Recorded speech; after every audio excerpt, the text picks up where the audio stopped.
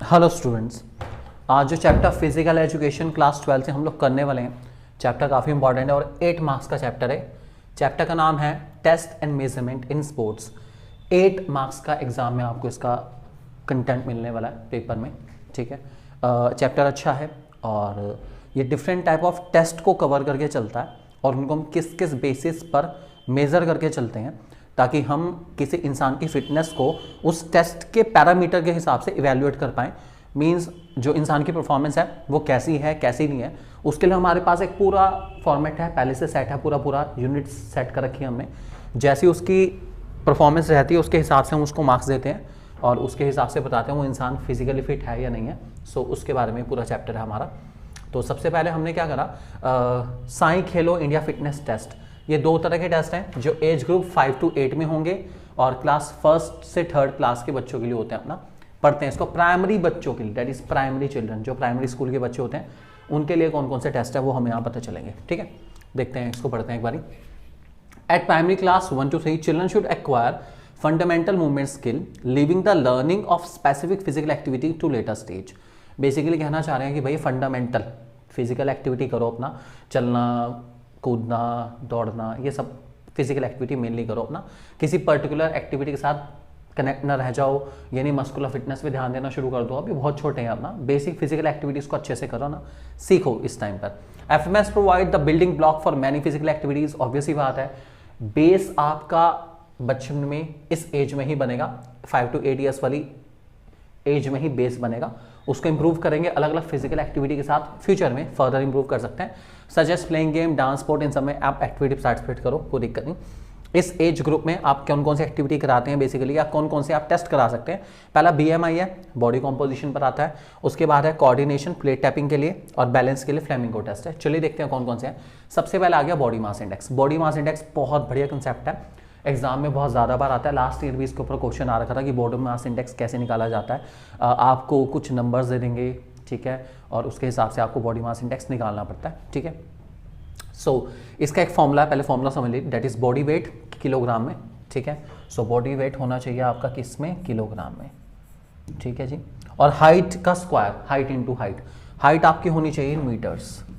ठीक है, तो हाइट आपकी रहनी चाहिए मीटर्स के अंदर, ये ध्यान रख के चलना। सेंटीमीटर नहीं चलेगा, किस में चलेगा, मीटर में। इस बात को आप ध्यान रख के चलेंगे। ठीक है, चलिए तो अब निकाल के एग्जाम्पल लिखते हैं। ये रहा छोटा सा एग्जाम्पल लिया हमने। ठीक है, एक एग्जाम्पल है, एक इंसान है, उसका वेट है 58 kg और उसकी जो हाइट है वो 1.68 मीटर्स के आसपास है। ठीक है, तो उसका BMI कितना आएगा, हमने निकाला यहाँ पे 58/1.68 इंटू 1.68, वैल्यू आ गई 20.55 kg metre square. Metre square इसलिए क्योंकि हाइट मीटर इंटू मीटर नीचे स्क्वायर हो गया और ऊपर किलोग्राम है। ये हमारे BMI कैलकुलेट हो गया। अब हमें क्या करना है, हमें बताना है कि वो किस कैटेगरी में लाई करता है। तो कैटेगरी हमें यहाँ पर दी गई है अगले पेज पर, ये देखो ये कैटेगरी है। ठीक है, हमारा आंसर था 20.55 के अकॉर्डिंग वो इस कैटेगरी के अंदर लाई कर रहा है।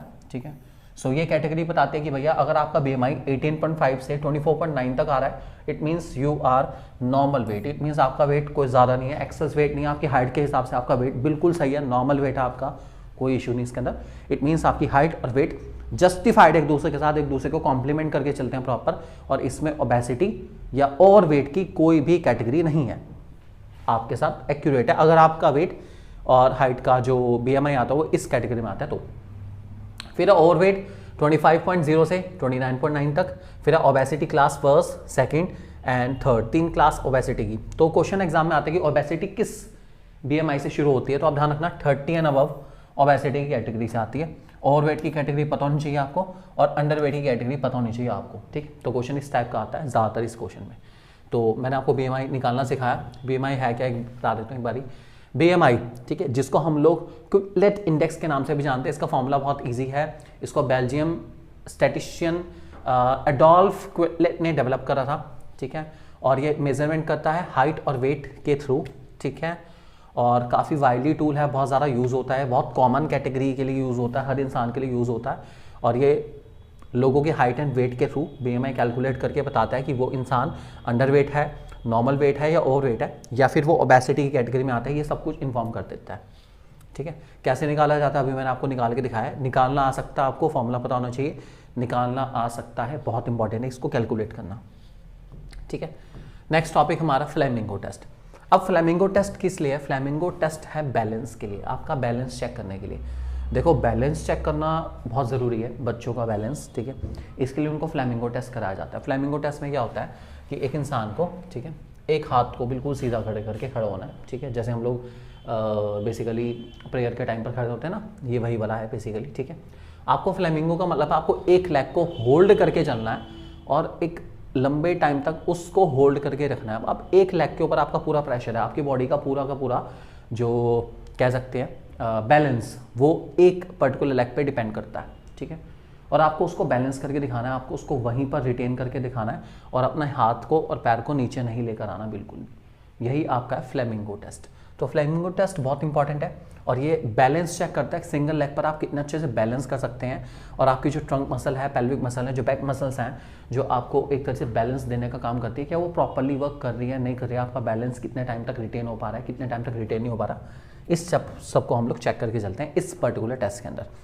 परफॉर्म करने का तरीका बहुत सिंपल है, आप खड़े हो जाइए बेसिकली कहीं पर भी, ठीक है, इंस्ट्रक्टर हैंड पहले आप पकड़ सकते हैं, कोई दिक्कत नहीं, उसके बाद इंस्ट्रक्टर का हैंड छोड़ दिया जाएगा, कोई दिक्कत नहीं, ठीक है, और आपको अपनी लेग को बटक के साथ, मतलब कोशिश करनी है कि यहाँ तक आप ले आएँ, ज़्यादा से ज़्यादा, ठीक है, होल्ड करके चलना। आपके सामने देखिए पूरा टेस्ट है, इसके प्रोसेस को आपको याद करके चलना है। बाकी स्टार्ट इंस्ट्रक्टर के कहने पर ये स्टार्ट हो जाएगी और 15 फॉल है फर्स्ट 30 सेकंड्स के अंदर, ठीक है, तो टेस्ट टर्मिनेट हो जाएगा। 15 बार से ज़्यादा बार आप मतलब नीचे नहीं ला सकते लेग अपना, आपको होल्ड करके चलना है। 15 बार से ज़्यादा अगर आपकी लेग गिर जाती है, नीचे आ जाती है, तो इट मीन्स ये टेस्ट टर्मिनेट हो जाएगा, भाई सही नहीं है बिल्कुल भी, ठीक है। सो 60 सेकंड तक ये बैलेंस हम लोग कराते हैं अपना, कोई दिक्कत नहीं, और आपको रिटेन करके चलना है 60 सेकंड तक, कोशिश करनी है, ठीक है। और इंफ्रास्ट्रक्चर इसके लिए भाई नॉन स्लिपरी सरफेस हो, सरफेस प्लेन हो, नॉन स्लिपरी हो, आपको स्टैंड होना है बीम पर अपना, ठीक है। स्कोरिंग है टोटल नंबर ऑफ फॉल, कितनी बार आपका बैलेंस लॉस होता है 60 सेकंड में, वो नोट करा जाएगा। अगर 15 से ज़्यादा बार आपका बैलेंस एक तरीके से फॉल हो जाता है, ठीक है, लॉस ऑफ बैलेंस हो जाता है, तो ये टेस्ट ऑटोमेटिकली टर्मिनेट हो जाएगा। मैंने आपको अभी बताया इसका एक डेटा आप ध्यान रख के चलेंगे, बस माइंड में सेट करके चलो कि आपको 60 सेकंड तक अपनी बॉडी को बैलेंस पोजीशन में होल्ड करके रखना है बिना रुके 60 सेकंड तक, और बैलेंस करना इज अ टिपिकल टास्क। सो यही हमारा है फ्लेमिंगो टेस्ट। अगला प्लेट टैपिंग टेस्ट है, ये स्पीड एंड कोऑर्डिनेशन को चेक करता है, बहुत सिंपल टेस्ट है वाला हमारा। क्या होता है प्लेट टैपिंग टेस्ट? देखिए, ठीक है, आपको एक हाथ रखना है सरफेस पे, जैसे यहाँ ब्लू वाला ना, ये वाला एज इट इज रखना है, ठीक है, और आपको टैप करना है, टैप करना है, टैप करना है, टैप करना है, टैप करना है। एक प्लेट इधर है, एक प्लेट इधर है, इधर से आओ, इधर जाओ, इधर से आओ, इधर जाओ, इधर से आओ, इधर जाओ, आपको उसको टैप करके दिखाना है, ठीक है। So that is called plate tapping test, ठीक है। सो ये कोऑर्डिनेशन ऑफ लिम्ब मूवमेंट्स, आपका जो मूवमेंट्स है लिम्ब कैसे एक्ट करता है, और आपका जो सेंट्रल नर्वस सिस्टम है, ब्रेन है, वो किस तरह से फंक्शन करके चलता है, इसको चेक करने का काम करता है, ठीक है। सो ध्यान रख के चलेंगे। ये आपका प्रेफर हैंड, जो भी आप हैंड, जिस हैंड को प्रेफर करना चाहते हैं, बेसिकली मीन्स आप राइट हैंड रखना चाहते हैं बीच में तो राइट रखो, लेफ्ट रखना चाहो लेफ्ट रखो, बाकी दूसरे हैंड से आपको मूवमेंट्स करने हैं इसके अंदर। इस टेस्ट का नाम है प्लेट टैपिंग टेस्ट, ध्यान रख के चलेंगे इस बात को, ठीक है। इसमें आपको एक्शन को रिपीट करना है 25 साइकिल्स तक, 50 टैप्स करने हैं टोटल। 25 साइकिल का मतलब है दोनों साइड, टोटल 50 टैप करने पर आपकी 25 साइकिल कंप्लीट हो गया, आपको तब तक इसको करके दिखाना है, ठीक है। और इसकी कुछ यूनिट्स हैं जिसको आपको ध्यान रख के चलना है। दोनों डिस्क 60 सेंटीमीटर अपार्ट होनी चाहिए, दोनों के बीच में 60 सेंटीमीटर का गैप होना चाहिए।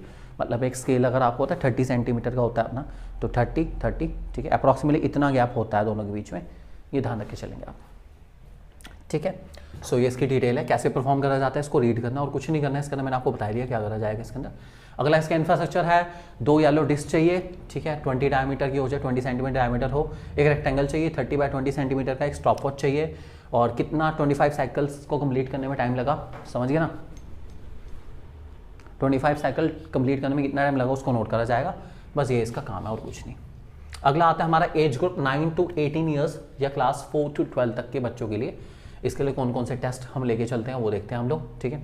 इसके लिए सबसे पहले बॉडी कॉम्पोजिशन के लिए स्ट्रेंथ का टेस्ट हम लेके चलते हैं। बॉडी कॉम्पोजिशन में BMI देखते हैं हम लोग और कुछ नहीं देखते, बॉडी कॉम्पोजिशन आपका BMI के थ्रू ही होता है, आप ध्यान रख के चलेंगे। इनका भी BMI कराएंगे हम लोग, ठीक है।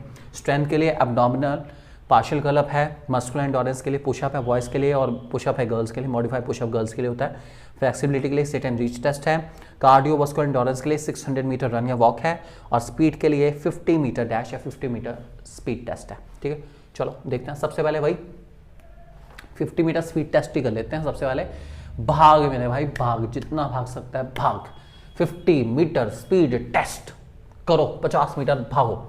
ठीक है, ये आपके एक्सेलरेशन और स्पीड को जज करता है। बेसिकली आप जब एक स्टेशनरी पोजीशन से आप रुके हुए हैं, ठीक है, और आपको 50 मीटर बहुत ज़्यादा बड़ा डिस्टेंस नहीं होता, लेकिन आपको 50 मीटर भागना है और कम से कम टाइम में भागना है।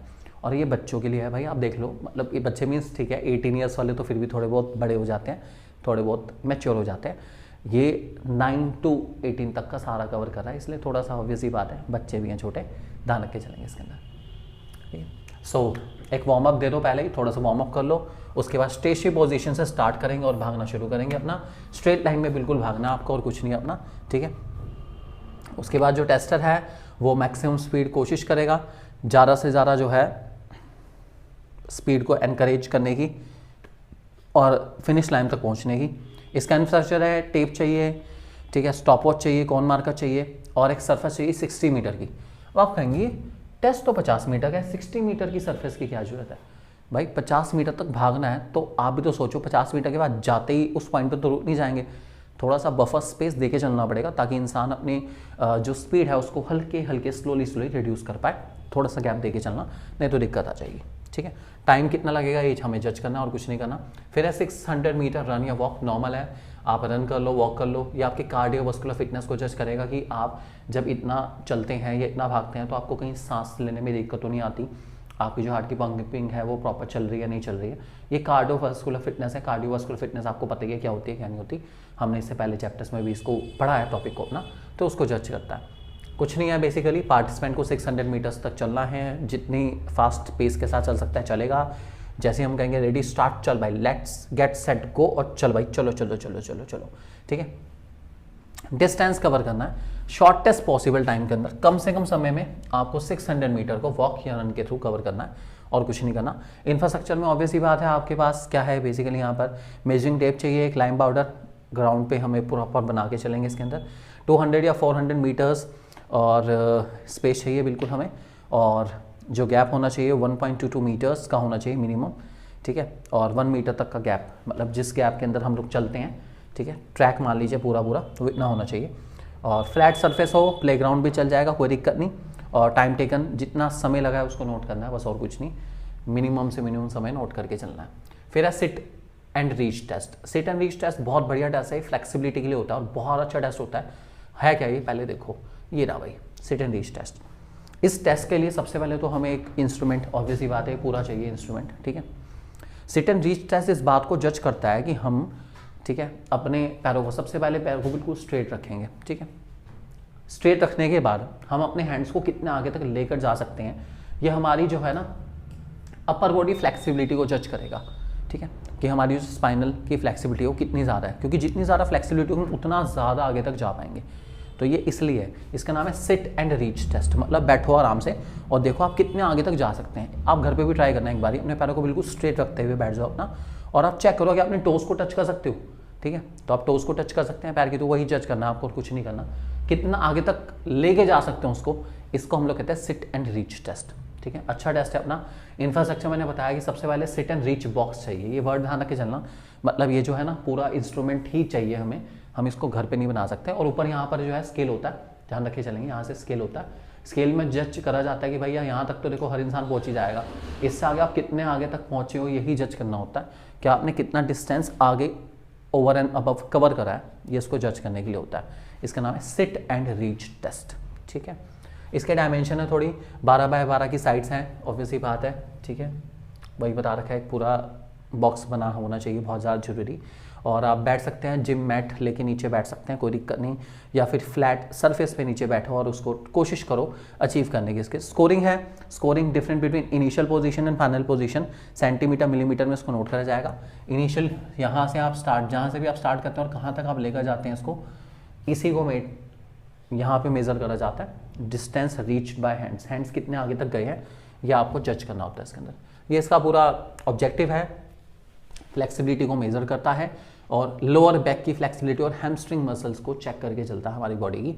ध्यान रख के चलना, लोअर बैक, ठीक है, लोअर बैक मीन्स ये एरिया हमारी कमर का, ये हुआ अपर बैक, ये हुआ लोअर बैक।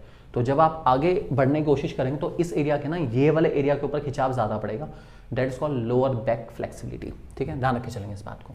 सो मैंने आपको बता दिया, इसको एक बार रीड कर लेंगे अच्छे से अपना, ठीक है, बहुत ईजी टेस्ट है, आपको इसको लिखना